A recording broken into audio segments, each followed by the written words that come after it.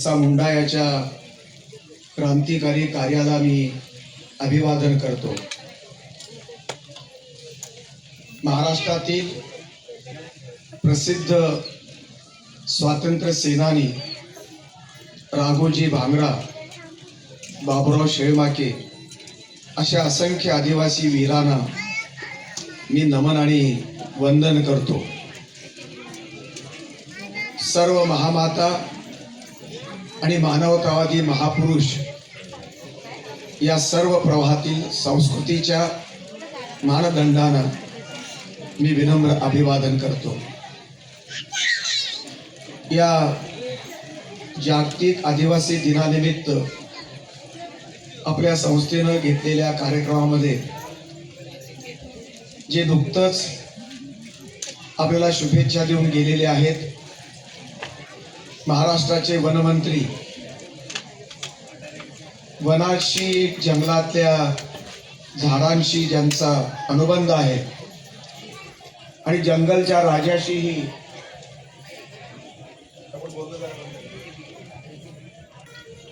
संदर्भात सद्भावना व्यक्त करतात, तुमच्याशी एकरूप होतात असे वनमंत्री गणेश नाईक या समारंभाच्या संयोजनामध्ये ज्यांचा अत्यंत महत्त्वाचा वाटा आहे।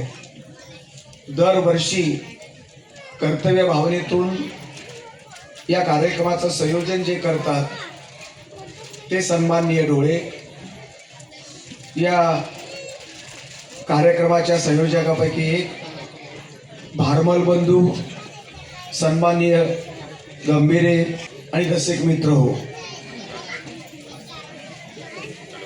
आदिवासींचा इतिहास अत्यंत गौरवशाली आहे।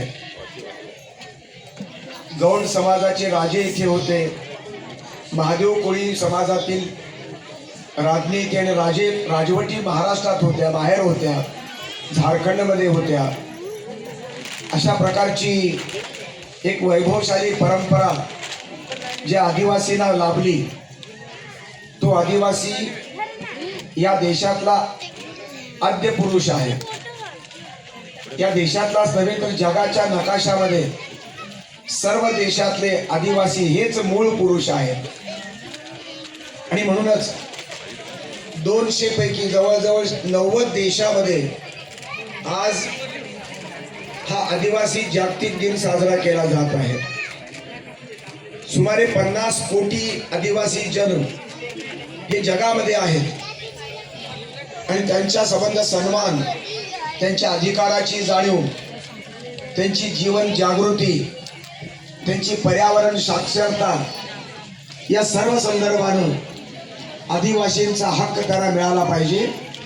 या दृष्टीनं संयुक्त राष्ट्र संघानं 1994च्या सुमारास हा आदिवासींची जाणीव जगाला व्हावी आणि आदिवासींची अस्मिता सुरक्षित राहावी, त्यांची प्रतिष्ठा वाढावी, त्यांचा विकास व्हावा आणि जगाच्या प्रगतीमध्ये आदिवासींचं योगदान हे स्वीकारलं जावं, यासाठी आदिवासींच्या विकासासाठी बांधिलकी म्हणून संयुक्त राष्ट्र संघानं हा दिवस सर्वांसाठी, आदिवासीसाठी आणि आदिवासीतर लोकांसाठी हा निर्माण केला।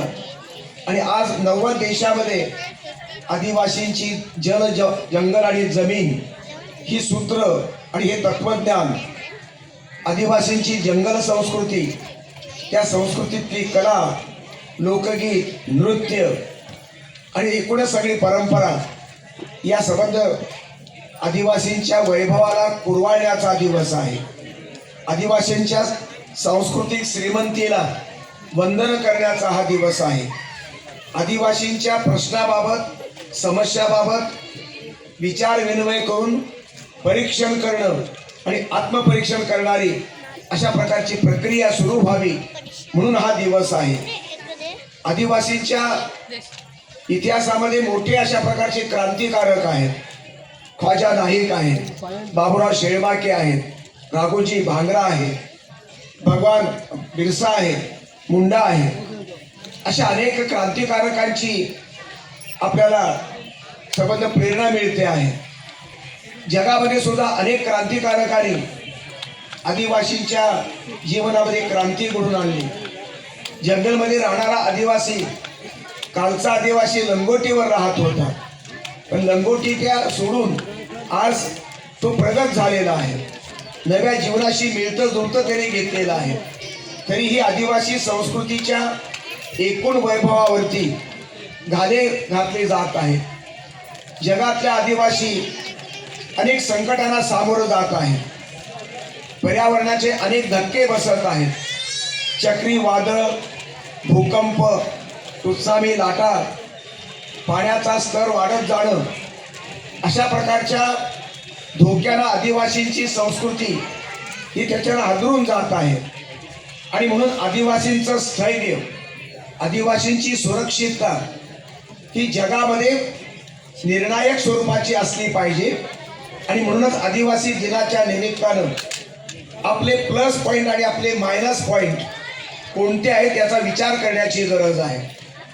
आदिवासी संस्कृती मागासलेली नाही. आदिवासी संस्कृतीतलं गोटूल नावाचं जे प्रकार आहे ते मुक्त प्रेमाचं अशा प्रकारचा प्रकार आहे. प्रस्थापित समाजातल्या नागरी संस्कृतीनं आदिवासीकडून शिकण्यासारखा हा प्रकार आहे, ही प्रवृत्ती आहे. स्त्री पुरुषांना प्रेमाची अभिव्यक्तीचं स्वातंत्र्य देणं, प्रेमावर आधारलेलं विवाह निर्माण करणं, हे गोटूल संस्कृतीच्या माध्यमातून सर्व जगानं ते स्वीकारलं पाहिजे. प्रेमाच्यासाठी जातपातीची बंधनं प्रस्थापित समाजामध्ये घातली जातात आणि त्यामध्ये मुर्दे पडतात. प्रियकराचा मुर्दा, प्रेयसीचा मुर्दा, अशा प्रकारची ही वाईट परंपरा प्रस्थापितांनी जोपासली. पण आदिवासीने मात्र स्त्री पुरुषांना प्रेमाचं स्वातंत्र्य दिलेलं आहे. आणि म्हणून हा भाग महत्वाचा आहे. आदिवासी समाजात कोणतीही स्त्री हुंड्यासाठी जाळली जात नाही. हा प्रकार आदिवासीकडून समर्ण समाजानं शिकावा, अनुकरण करावं असं आहे. आदिवासी कधीही भाजीच्या देठाला पूर्ण उपटून काढत नाही. तो निसर्गप्रेमी आहे. त्याचं निसर्गाचं प्रेम हे अव्वल आहे. झाडाला देव मानणारा, प्राणी पक्ष्यांना देव मानणारा, फिरसा पेनला देव मानणारा असा हा आदिवासी जगामध्ये अव्वल दर्जाचा आहे. आदिवासी हिंदू की मुसलमान की ख्रिश्चन की बौद्ध की जैन अशा प्रकारच्या खेचाखेचीच्या वर्तमान काळामध्ये आदिवासीनं काय व्हावं, कोणता धर्म स्वीकारावा असे प्रश्न देशात आणि जगात निर्माण झालेले आहेत. पण भारतापुरता प्रश्न मिटलेला आहे. पण 1916 साली गडचिरोलीमध्ये बदनामाल या ठिकाणी आदिवासी धर्माची स्थापना झालेली आहे. डॉक्टर विनायक तुंगराम यांनी पुढाकार घेऊन या धर्माची घटना आणि कलम त्यांनी त्या ठिकाणी दिलेली आहे.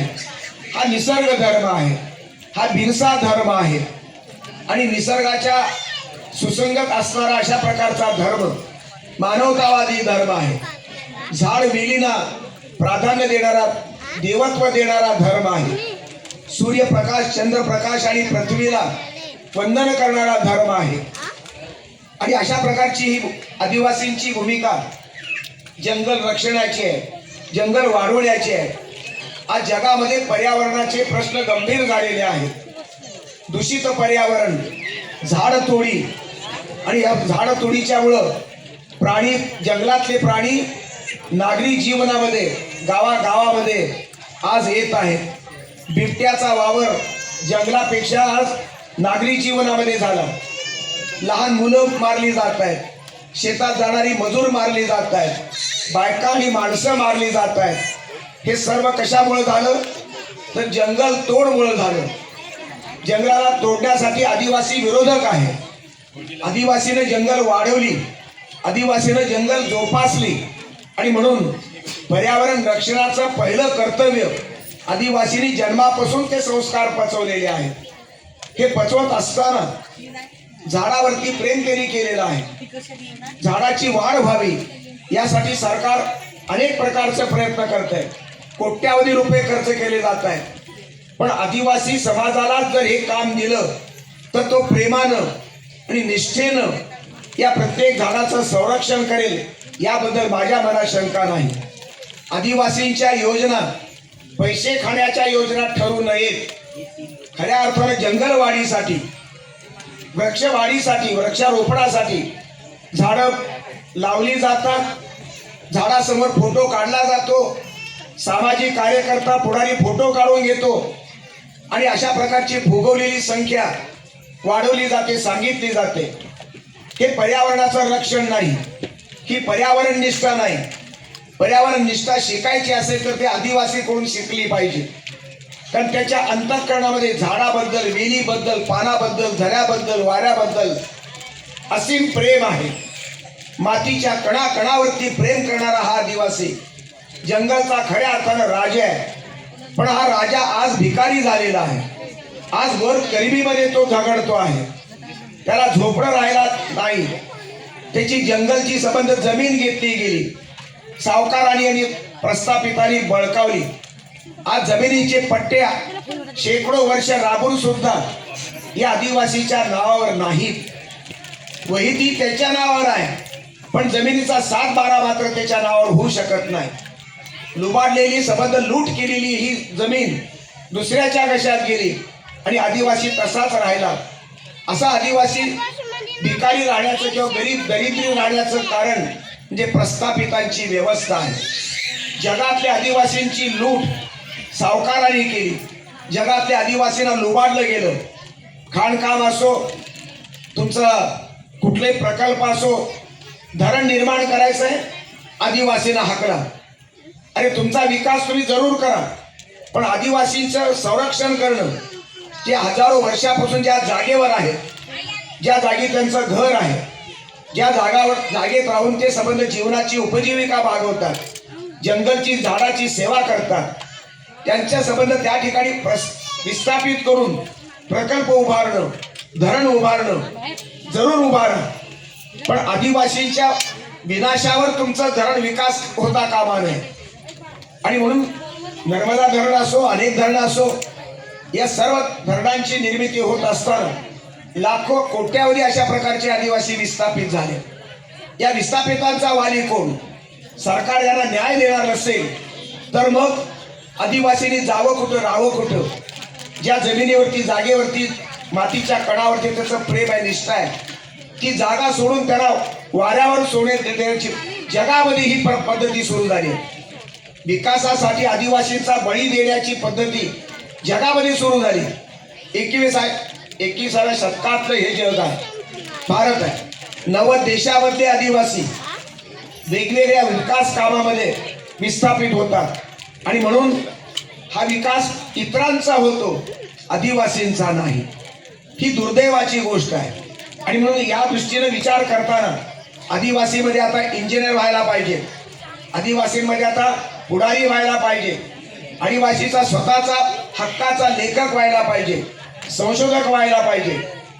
आदिवासींची लोकगीते अत्यंत लोकांना भारावून टाकतात. आदिवासींचं संगीत, मला आनंद वाटला या ठिकाणी सुरुवातीला प्रवेश केल्यानंतर तारपा नृत्यावरती नाचणारे आदिवासी मी अनुभवले, पाहिले. आजच पाहिले नाही, शहादा, अक्कलकुवा, तळोदा, नंदुरबार, तुमचा डहाणू अशा परिसरामध्ये मी राहिलोय. तुमचा वारू सोनणे, तुकाराम रोंगटे, विनायक तुमराम, सुनील कुमरे, प्रभू राजगडकर, कुसुमताई आलाम, उषा किरण आत्राम अशा प्रकारच्या अनेक लेखकांनी आदिवासींची वेदना, आदिवासींची व्यथा वेदना ही आपल्या साहित्यातून मांडलेली आहे. मी वारू सोबत काम केलेलं आहे. वारू हा पहिल्या पिढीतला हा कवी आहे. गोदंड नावाचा कविता संग्रह संबंध महाराष्ट्रात आणि देशात गाजला. आदिवासींच्या अस्मितेला गोंजारणारा अशा प्रकारचा हा लेखक. आज 300 ते 500 आदिवासी लेखक कवी निर्माण झालेले आहेत. महादेव कोळी असो, वारली असो, तुमचे भिल्ल असो, गौंड असो, अनेक या समाजाचा इतिहास फार मोठा अभिमानास्पद आहे. आमची दुर्गावती राणी या समाजातून पुढे आलेली आहे, राणी झलकारी या समाजातून पुढे आलेली आहे. या संबंध समाजामध्ये जबरदस्त अशा प्रकारचं वनस्पती औषधीचं ज्ञान आहे. या ज्ञानाचा उपयोग जगाला होऊ शकतो, पण या ज्ञानावरती डल्ला मारून या संबंध वनस्पती औषधाचं पेटेंट वेगवेगळ्या बहुराष्ट्रीय कंपन्या मिळवत आहेत. जगातला संबंध हल्ला, जगातलं अतिक्रमण या कंपन्यांनी आदिवासींच्या ज्ञानावरती दरोडा घातलेला आहे. आदिवासी अज्ञानी म्हणून आदिवासी निरक्षर म्हणून त्यांच्या या ज्ञानाचा उपयोग त्याला होत नाही. कोणत्या वनस्पतीपासून कोणत्या रोगावरती कोणता उपाय केला जातो हे ज्ञान आदिवासींच्या पहिल्या पिढीपासून आज होत आलेलं आहे. आणि असे अनेक खेड्यापाड्यामध्ये जंगलामध्ये राहणारे आदिवासी बांधव आहेत की ज्यांच्याकडे ज्ञानाची तिजोरी आहे. हे ज्ञान मुक्त केलं पाहिजे, हे ज्ञान सर्वांना वाटलं पाहिजे. या दृष्टीने सरकारचे आणि समाजाचे प्रयत्न व्हायला पाहिजे. संशोधकांनी यांचा शोध घेतला पाहिजे. डॉक्टर तुकाराम रोंगटे हे पुणे विद्यापीठामध्ये प्राध्यापक आहेत. त्यांनी अशा प्रकारच्या औषधी निर्माण करणाऱ्या, औषधाचं ज्ञान असणाऱ्या महाराष्ट्रातील काही विद्वानांची, आदिवासी विद्वानांचा त्यांनी जाहीरप्रमाणे त्याचा प्रचार आणि त्याचं लेखन केलेलं आहे. आपल्या राही पोपरे सारखं बीजमाता ही संबंध जगामध्ये प्रसिद्ध झाली. जगामध्ये आज पद्मश्री झालेला तारपाड वादक अशा प्रकारचे अनेक कलावंत या संबंध समाजामध्ये निर्माण झाले. तालामध्ये आणि सुरामध्ये एका विशिष्ट रिदम मध्ये नाच करणं ही साधी गोष्ट नाही. गोटुलची गाणी गात असताना चंद्राच्या प्रकाशामध्ये जंगलाच्या साक्षीनं अंधाऱ्या रात्री स्त्री पुरुष एकत्र नाचताना जो आनंद मिळतो तो आनंद दुसरा कशातही मिळू शकत नाही. सिनेमाच्या पडद्यावर मिळू शकत नाही. सिनेमाच्या डायरेक्टरने, सिनेमाच्या संगीतकाराने आदिवासींची कला त्याचं अनुकरण करून त्यांनी पैसा, कोट्यावधीचा पैसा मिळवला. तुमचा जयत रे जयत सारखा सिनेमा जो निघाला त्याच्यातलं संगीत, या संगीताची मूळ बीज ही आदिवासींच्या लोकगीतामध्ये आहेत, लोकसंगीतामध्ये आहेत. आणि म्हणून आदिवासी कलेच्या दृष्टीनं श्रीमंत आहे, चित्रकलेच्या दृष्टीनं श्रीमंत आहे. आदिवासींची वारल्यांची चित्रकला ही जगप्रसिद्ध आहे. आदिवासीच्या झोपडीच्या भिंतीवरती काढली जाणारी चित्र ही अत्यंत मनाला हेलावून टाकतात, काळजाला भिडतात. त्याच्यातलं सौंदर्य हे अवर्णनीय अशा प्रकारचं आहे. शहरातल्या मुंबई पुण्यातल्या चित्रकारांनी त्याचं अनुकरण करावं अशा प्रकारचे आहेत. तुकाराम धांडे सारखा एक लोककवी, आदिवासी मधला कवी हा जगाला किंवा भारताला निश्चित वंदनीय अशा प्रकारचा, तुकोबाणी तुमचा आजोबाचं तुलना करणारा हा कवी आहे. असे अनेक मानदंडक कवी आणि लेखक आदिवासींमध्ये निर्माण झालेले आहेत. पण आदिवासींवरचं हे आक्रमण वेगवेगळे प्रकार आहेत. आदिवासीची संस्कृती जगली पाहिजे. आदिवासींच्या भाषा आता संपत चाललेल्या आहेत. बोली भाषांचं गोडवा आणि बोली भाषांचं सामर्थ्य हे अत्यंत वेगळं आहे. गौंडांची वेगळी भाषा, वारल्यांची वेगळी बोली, कातकऱ्यांची वेगळी बोली, तुमच्या अनेक आदिवासींची वेगवेगळ्या बोली आहे. आदिवासी समाज विघटन झालेला आहे. आदिवासी एकता आंदोलन या वारू सोनवणे आणि इतरांच्या प्रयत्नानं हे आंदोलन चालवण्याचा, एकत्र करण्याचा, देशातले सर्व आदिवासी एकत्र यावेत. सगळ्यांचं कुळ आणि मूळ एकच आहे, वेदना एकच आहे, माणूस पण एकच आहे, वेदना एकच आहे, प्रश्न एकच आहे. पण मग आदिवासींच्या वेगवेगळ्या जाती का, वेगवेगळ्या कुळाच्या अशा प्रकारची भिंती का, आणि म्हणून सगळ्या आदिवासींनी एकत्र यावं अशा प्रकारची भूमिका आदिवासीतल्या जाणकार लोकांनी, नेत्यांनी मांडलेली आहे. पण अजून निर्माण व्हायला पाहिजे. कारण आदिवासींचे संशोधक पुढे आहेत. व्यंकटेश आत्राम पासून ते डॉक्टर विनायक तुमरामापर्यंत, डॉक्टर रोंगटे पासून ते तुमच्या प्रभू राजगडकर पर्यंत अनेक विद्वान, बाबुराव मडावी, तुमचे नेताजी राजगडकर, प्रभू राजगडकर असे दिग्गज माणसं, तुमचे निर्माण पिचड असे अनेक राजकीय नेते सुद्धा होऊन गेले. पण हे संख्या कमी आहे. आपलं सर्वसाधारण आदिवासींची संख्या आणि तुमच्या संबंध समाजातल्या नेतृत्वाचं प्रमाण हे कमी पडत आहे. दुसऱ्याच्या हातातलं बाहुलं बनण्यात अर्थ नाहीये. स्वतःची अस्मिता जागृत करून स्वतःच्या समाजाचे प्रश्न जागृतीच्या मार्गाने सोडवणं हे मला महत्त्वाचं वाटतं. आणि म्हणूनच साहित्याच्या बाबतीमध्ये, चित्रकलेच्या बाबतीमध्ये, गायनाच्या बाबतीमध्ये, आज चित्रपट निर्मितीच्या क्षेत्रामध्ये तुमचा केदारी नावाचे ग्रस्त डॉक्टर केदारी पुण्यातले, हा एक अपवाद जर सोडला, त्याचा पैलवान नावाचा पिक्चर त्याने काढला, एकच पिक्चर काढला, पण त्याला साथ मिळाली नाही. आदिवासी समाजाने साथ दिली नाही आणि बाकीच्या समाजाने साथ दिली.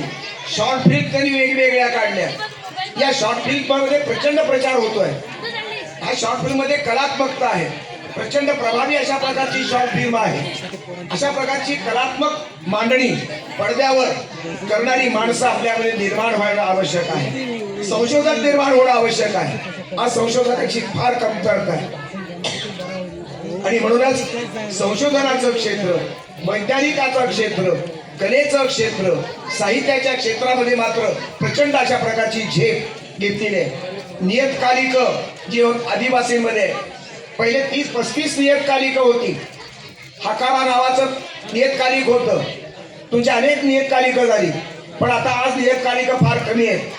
तुमची आमच्या धनंजय आपल्या संजय लोकरे डॉक्टरांचं हकारा झाल्यानंतर पाडोळी काहीतरी असे प्रकारचं आदिवासी आहे, मनाला आदिवासी आहे. आणि म्हणूनच बिरसा मुंडा माझा आत्म्याचा श्वास आहे, माझ्या जीवनाचा श्वास आहे. राघोजी भांगऱ्यासारखा स्वातंत्र्य सेनानी आमच्या प्रस्थापित समाजातले लेखक मंडळी बदमाश आहेत, लबाड आहेत. राघोजी भांगऱ्याचं नोंद ते इतिहासामध्ये घेतलेलं नाही. बिरसा मुंडाला संबंध इतिहासामध्ये नोंद घ्यायला बरीच वर्ष उलटावी लागली. राजीव गांधीच्या काळामध्ये त्याचा संबंध तैलचित्र त्या संबंध संसदेमध्ये ज्यावेळेस लावलं गेलं त्यावेळेस त्याचा बिरसा मुंडाचा संबंध प्रचार झाला. ही मंडळी या देशाच्या मातीच्या स्वातंत्र्यासाठी लढलेली आहे. या देशाच्या सांस्कृतिक वारसा त्यांनी जपलेला आहे. यांचं प्रेम राष्ट्रावरचं मुळीच कमी नाही. आणि म्हणून कुठल्याही एखाद्या बाबू गेनू किंवा भगतसिंग किंवा राजगुरू अशा राष्ट्रवीरांच्या, स्वातंत्र्यवीरांच्या पेक्षा राघोजी भांगरा किंवा तुमचा बिरसा मुंडाचा त्याग कमी महत्वाचा नाही. आणि म्हणून बिरसा मुंडाची संबंध परंपरा चालवणारी संबंध आजची पिढी हे वेगवेगळ्या संदर्भामध्ये वेगवेगळे विजयाचे झेंडे फडकवण्याची गरज आहे. कुणाची मेहरबानी म्हणून घ्यायची नाही. सवर्ण समाज, प्रस्थापित समाज तुम्हाला सवलती देतो म्हणून त्यांचे उपकार मानण्याची गरज नाही. हजारो वर्षापासून पाठीमागे ठेवलेल्या, जंगलामध्ये दाबून ठेवलेली संस्कृतीचे हे नवे उद्गाते आहेत. मराठी तुमच्या आदिवासी साहित्यात एक नवी भर मराठी साहित्यामध्ये निर्माण केलेली आहे. अशा प्रकारची अत्यंत ही संबंध भर म्हणजे रात्रीची पहाट आहे, साहित्याची पहाट निर्माण केली आदिवासी समाजानं. आणि आज आदिवासी समाज असा दलित साहित्य महत्वाचं ठरतं, तसं आदिवासी साहित्य सुद्धा एक महत्वाचा प्रवाह झाला आहे. सांस्कृतिक प्रवाहाच्या दृष्टीने सुद्धा याचं महत्त्व जास्त आहे. आणि म्हणून अधिक वेळ न घेता या सर्वार्थाच्या आदिवासींच्या वैभवाला कुरवाळत पोटात घेत आणि त्याला विकसित करत आपण जागरूकपणानं सर्वार्थाची साक्षरता, वैज्ञानिक साक्षरता, तुमच्या आरोग्याची साक्षरता, पर्यावरणाची साक्षरता आणि स्त्री पुरुष समतेची साक्षरता, संविधान साक्षरता, या साक्षरतेचा घोष आपल्या मनात ठेवून आपण सगळ्यांनी काम करूया. आणि जग जे सुंदर आहे ते अधिक सुंदर बनवण्याचं काम आदिवासी समाजानं पूर्वीपासून करत आलेला आहे. यापुढे या आदिवासीनेच करावं, पुढाकार घ्यावा. आमचा झेंडा प्रगतीचा झेंडा, विकासाचा झेंडा आदिवासीच्या हातात असावा, तो खांद्यावर असावा, अशा प्रकारची शुभेच्छा देऊन मी माझं भाषण संपवतो. जय भारत, जय हिंद, जय आदिवासी. जय आदिवासी.